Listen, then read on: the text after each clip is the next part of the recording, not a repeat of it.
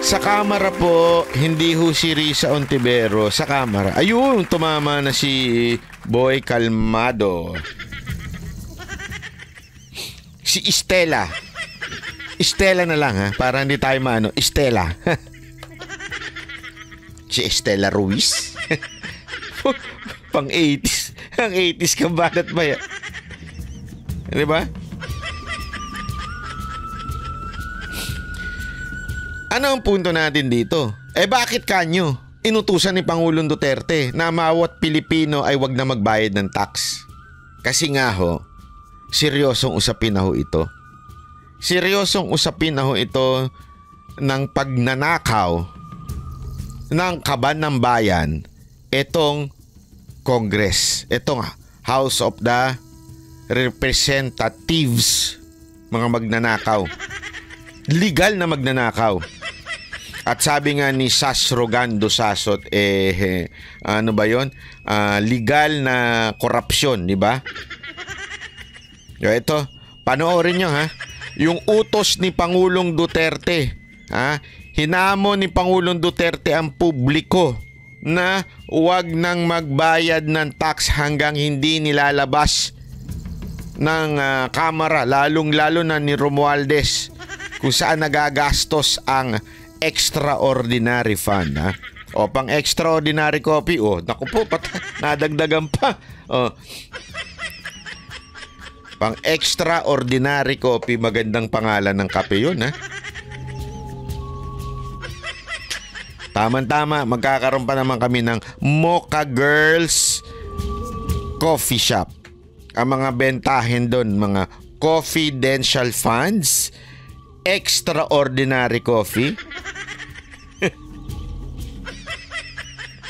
at legalized corruption.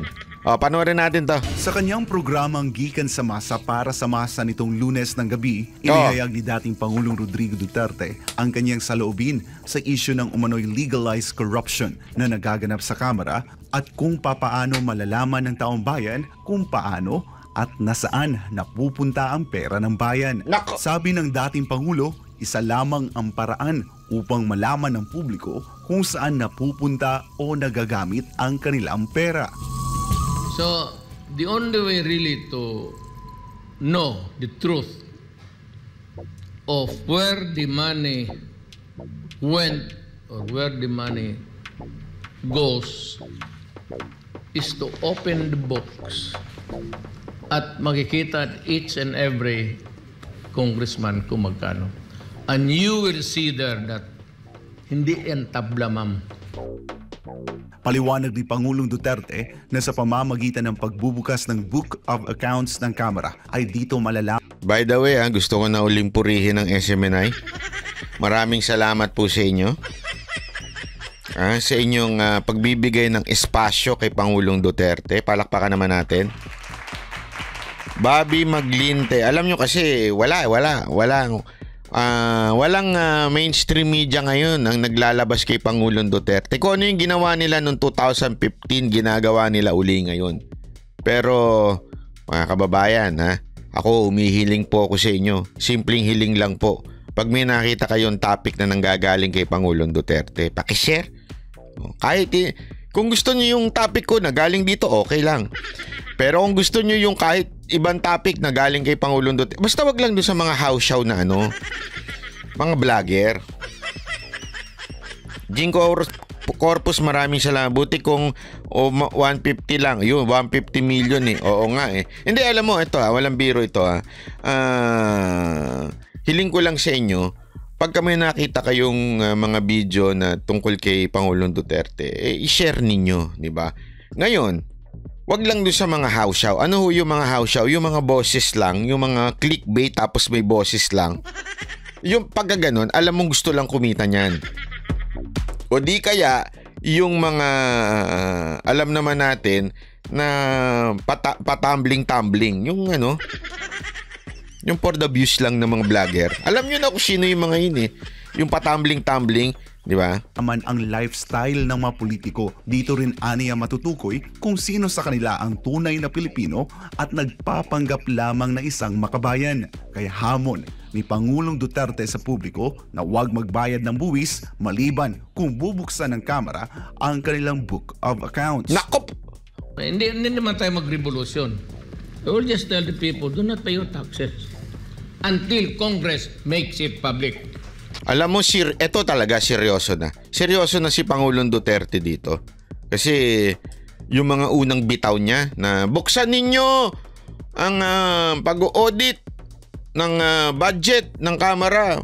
Medyo parang may isip mo na nire-request lang niya na buksan, di ba?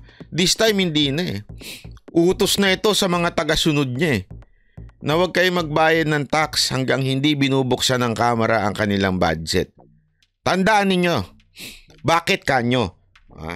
Although this is a legal battle, pero pag kasi hindi kayo nagbayad ng tax, mababawasan ng kita ng gobyerno. Pag nabawasan ng kita ng gobyerno, mababawasan ng pagbubulsa nito mga to. Do I encourage it? Hindi po ako si Presidente. I cannot confirm nor deny. Mali yung gamit Hindi po ako si Presidente, hindi po ako nag-uutos niyan. Hindi ko rin sasabihin sa inyo kung susundin ko o hindi. Pero ito lang masasabi ko. Si Presidente po ang nagsabi. Yun lang. Mahirap na, baka mamaya silipan pa ako ng gobyerno na to sabihin na, ay, susuportahan ni Banatbay. Ulihin na si Banatbay. Di ba? Basta ako, hindi ko sasabihin kung susunod ako o hindi. Basta sabi ni Pangulong Duterte yan, kayo na bahala. Hindi mo masama dyan. I want them to believe, huwag na kayong mag-file ng taxes. Sabihin mo muna sa Congress, pagbayad kami ng taxes, make it public kung saan ang pera namin. At magkano ang nakukuha ninyo. Alam mo isa pa, yun ang hindi katanggap-tanggap dito mga kababayan. Hindi man kayo maka-Duterte, kayo man ay maka-Marcos, kayo man ay kung ano man dyan, maka-Lenny, okay? O kaya kayo ay maka-Tae Black, ganyan. Tandaan nyo ito. Ang korupsyon, walang politika yan. Tandaan nyo yan. Ang mga nandyan, halo-halo ang partido niyan, nangungurap yan. Kumukuha yan ng pera. Nambubulsa yan ng mga pera. Wala ho yan sa political affiliation nila. Basta pera, wala nang kinikilalang partido yan. Ibig sabihin, as a whole, actually, alam naman ho natin kung sino talaga ang nambubulsa dyan. Pero as a whole, halos lahat ho dyan, kaya nga tanungin ko kayo yung mga iniidolo ninyong congressman. O sige na, banggitin nyo na yung mga kilala nyo, idolo ninyong congressman. Sabihan nyo sila, Kong, baka naman pwedeng unahan mo na yung utos ni Pangulong Duterte. Ipakita mo kung saan mo ginastos yung budget na ibinigay sa'yo. Bigyan mo kami ng resibo.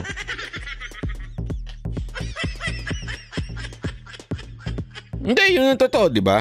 Tanong nyo na. O yung mga favorite ninyong congressman, yung mga paborito ninyong congressman, tanungin nyo sila, Sir, saan nyo ba ginastos yung pera na binigay namin sa inyo?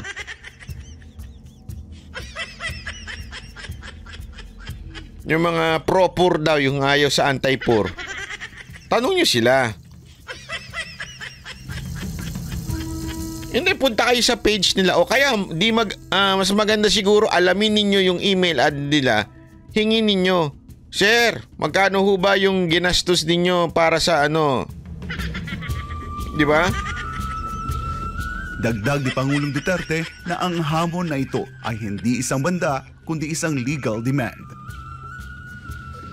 It's not a threat. It's a legal demand. Let me know where my money went or how it was spent. Then I will pay my taxes again this year. Without informing me kung ninanakaw ba ninyo o short change kami o baka ang binigay naming peso ginawa lang ninyo 50 ang ginastos ninyo. Yung 50 kinurakot ninyo, kalokohan yan. It's a give and take. It's a legal demand. It is not an unlawful demand. I-publish silang ninyo, open the books so that we will know. Para sa Diyos at sa... Nako, so ayan no yan no ang napakatinding utos ni Pangulong Duterte. Magtanong nga ako dyan, sino ho dito ang susunod sa utos ni Pangulong Duterte? Huwag niyo yung sagutin. Baka nagbabantay ang BIR sa inyo.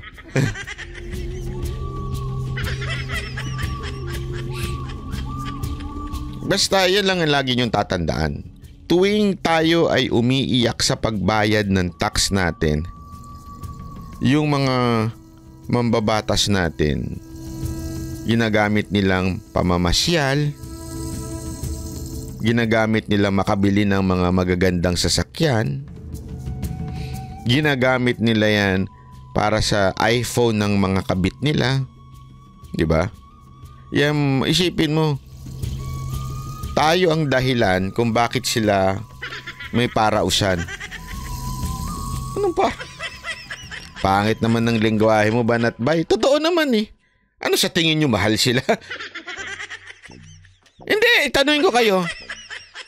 Bakit sa tingin nyo merong mga kabit sa mga yan? Mahal nila yung kabit nila? Pinagtuloko nyo naman ako. Parausan lang yan. So, kayo ho ang nagbabayad. Buti pa kayo, nagbabayad. Actually, ang tanong nga dyan, hindi. Maliho to yan. I don't encourage. Buti mga sila may parausan, kayo wala. Joke lang po. Mantakin mo, kayo nagbabayad ng kondo nila. Nakatira sila sa mga magagandang kondo dahil sa inyo. Di ba? Malamang, karapatan naman ho natin na hingin kung saan ho sila, kung saan nila ginamit, di ba? Pero, sana all. Asawa mo ba makapanood dyan?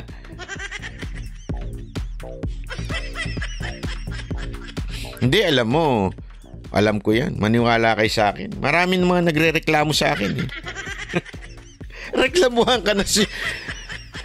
Nagre-reklamo sa iyo yung mga kabit. Oo, nagre-reklamo sa akin. Sabi nyo, Banat Bay, may 150 kami kada buwan pero aside pa yung sa bonus naming iPhone kada taon at saka yung kondo namin, pagkain namin, may 150 kaming take home kada buwan pero ang bihira naman, Banat Bay. Masyado kami sinasakal. Akala namin sa kama lang kami sasakalin. Pati sa buhay namin. Ayaw kaming palabasin. Siyempre naman gusto naman...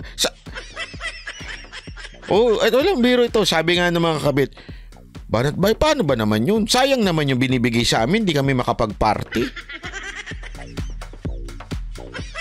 May pera nga kami. Wala naman kaming... Di naman namin magamit. Apaka-stricto. Ayaw naman lumabas. Ayaw kaming palabasin. Pag niyayaan namin lumabas si Kong, ayaw naman niya lumabas. Di ba? Kasi baka mahuli daw ng asawa. Ano kami? Sa loob-loob ko, hindi nyo alam kung ano kayo. Ano kala nyo mahal kayo? May mga ganun eh. Ano akala ninyo mahal kayo? Pangako sa inyo kayo mahal, yung asawa hindi na sila mahal. Bira naman, oo. Hindi, alam mo, natatawa ako. Ginagawa ko lang katatawanan to. Pero tandaan ninyo, kaya merong mga kabit sa mga yan dahil may binibigay tayong tax.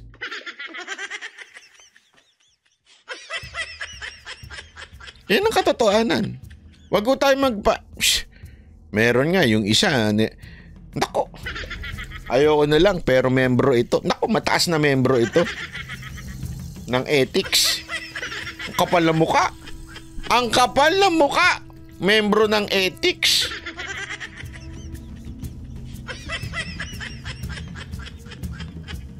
Ang taas ng posisyon sa ethics.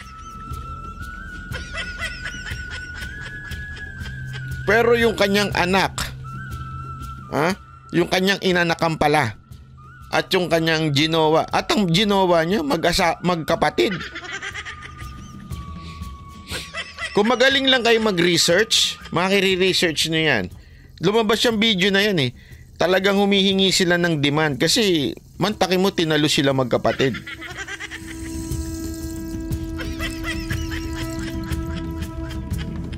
Jojo de Guzman, yung bibig mo balakatak ha. Huwag kang ganyan. Si Jojo de Guzman po nagsabi niyan, di ako. Linawin lang ho natin. Pumuntakin mo yun. Naku po, ayoko na lang magsalita. Ayoko na lang. Dami kong alam, buwisit to. Kung alam nyo lang, alam ko. Kasi akala nila, kung akala nila kasi ganun nila ako, alam mo yun. Kaya pati mga sikreto nila alam ko. Pero hindi ko naman sinasabi.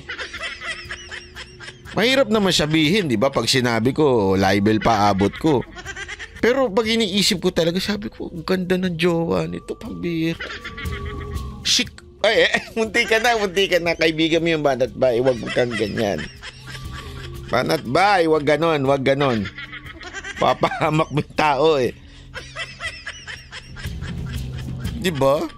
Kaya lang nasasaktan lang ako kasi parang pera namin yung ginagamit mo. Alam na ba pera mo? Diba? Saan ka ba sumasahod? Sa kamera ka kumikita eh. Tapos yun ang gagamitin mo pang chok-chak. Bira. Diba sakit nun? Anong clue?